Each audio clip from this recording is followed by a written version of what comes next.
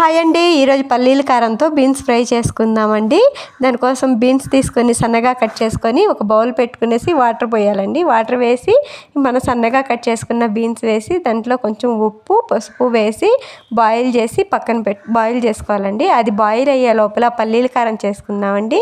దానికోసం ఒక ప్యాన్ పెట్టుకునేసి ఒక గ్లాస్ పల్లీలు తీసుకున్నానండి. పల్లీలు ఫ్రై చేసుకోవాలి. పల్లీలు మీడియంలో పెట్టి ఫ్రై చేసుకుంటే బాగా లోపల వరకు గింజ బాగా ఫ్రై అవుతుందండి. ఫ్రై చేసుకొని దాని పక్కన ప్లేట్లో వేసుకోవాలండి. చల్లారనివ్వాలి.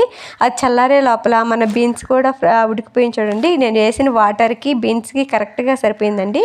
ఆ బీన్స్ వాటర్ వేస్ట్ కాకుండా ఉంటాయండి. ఒక మిక్సీ జార్ తీసుకునేసి పల్లీలు, నెక్స్ట్ 2 టేబుల్ స్పూన్ల కారము, 5 నుంచి 6 వెల్లుల్లి రెబ్బలు వేయాలండి. వెల్లుల్లి రెబ్బలు వేసి మిక్సీకి వేసి పక్కన పెట్టుకోవాలి. ఆ పౌడర్ని పక్కన పెట్టుకోవాలి.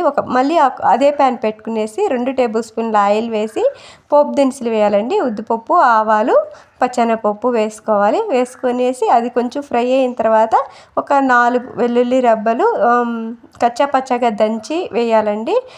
దీనికి వెల్లుల్లి రెబ్బల ఫ్లేవరు చాలా బాగుంటుందండి ఈ ఫ్రైకి. నెక్స్ట్ మనం ముందుగా బాయిల్ చేసి పెట్టుకున్నాం కదా బీన్స్, ఆ బీన్స్ అయితే ఈ పోపులో వేసేయాలండి. వేసేసి చూడండి వాటర్ అంతా దాంట్లో వాటర్ అంతా పోయి 2 నిమిషాలు ఆయిల్లో ఫ్రై చేయాలండి. వాటర్ అంతా పోయేంత వరకు, డ్రై అయ్యేంత వరకు.